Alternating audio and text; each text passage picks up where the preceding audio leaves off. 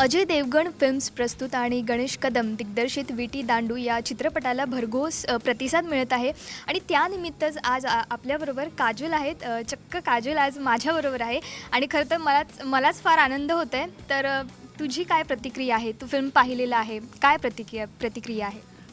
मला फिल्म खूप खूप छान आवडली आणि मला वाटतं की it's the kind of film की सगळ्यांना बघायला पाहिजे.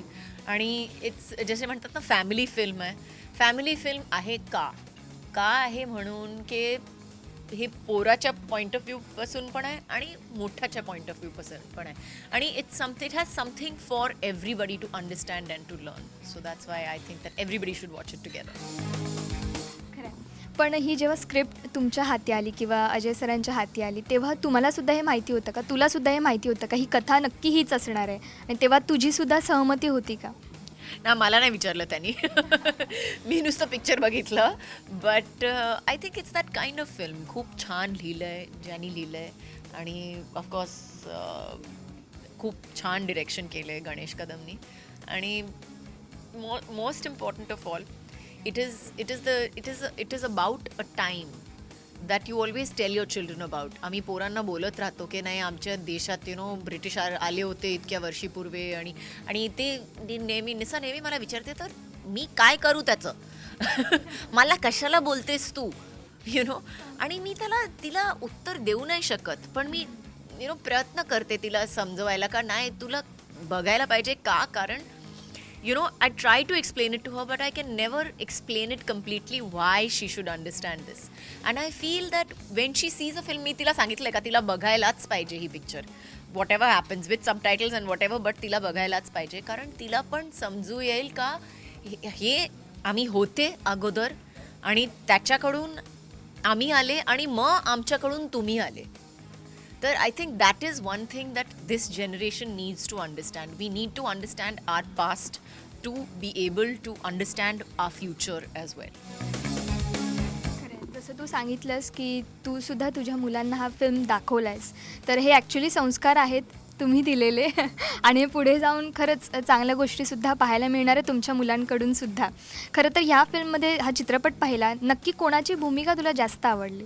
मला सगळ्यांची भूमिका आवडली. ॲक्च्युली मला ह्या पोराची भूमिका खूप आवडली. I thought he was amazing.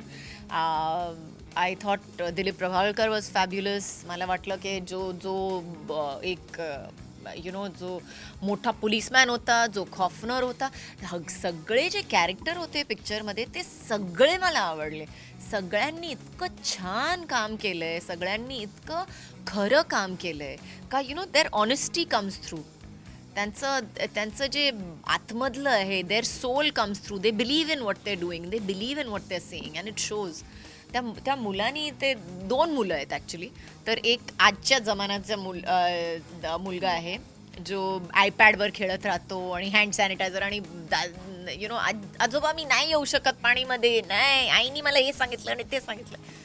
आणि हा आहे जो म्हणजे त्याचं thinking, he thinks like a freedom fighter at that point in time. So it just shows a difference की त्यावेळी मुलं काय विचार करत होती आणि ह्यावेळी मुलं काय विचार करतात.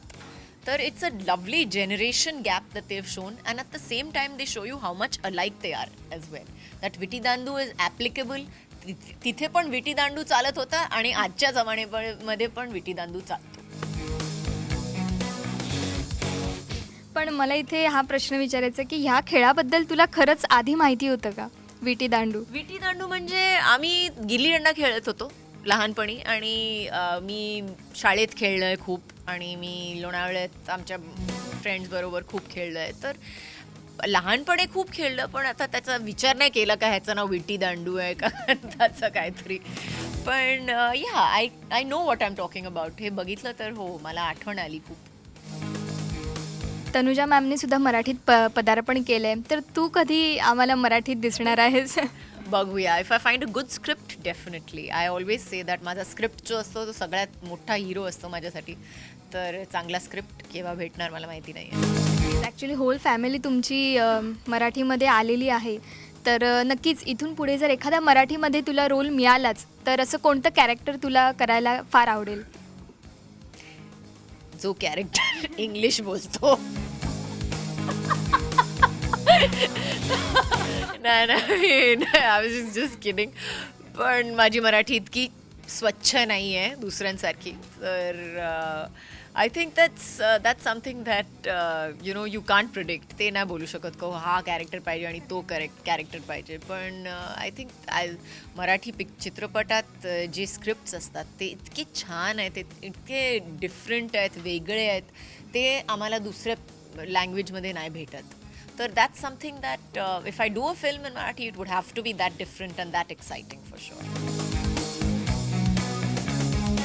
या चित्रपटात सुद्धा लावणी आहे, खूप काही पाहण्यासारखं आहे. तर तुला बेसिकली काय लावणीबद्दल तुझं काय मत आहे?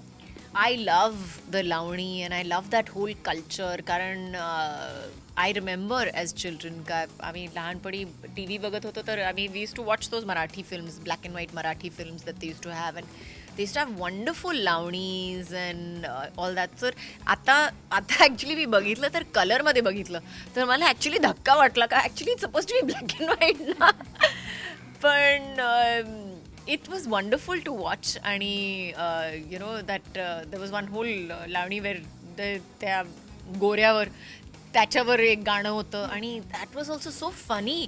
त्याच्यात इतकी it was funny, it was sad, you felt like laughing, you felt like clapping, so it was a combination of everything. I think the whole film was made like that.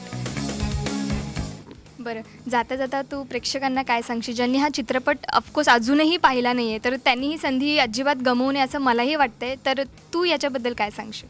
मी सांगेन की तुम्हाला बघायलाच पाहिजे. कारण हे as I said before he complete family film आहे. तुमच्या आजीला पण आवडणार आणि नाताला पण आवडणार, सगळ्यांना आवडणार. Thank you so much Kajal, thank you so much. Cameraperson पुनीतसह आर्या इल्ले, राजश्री मराठी.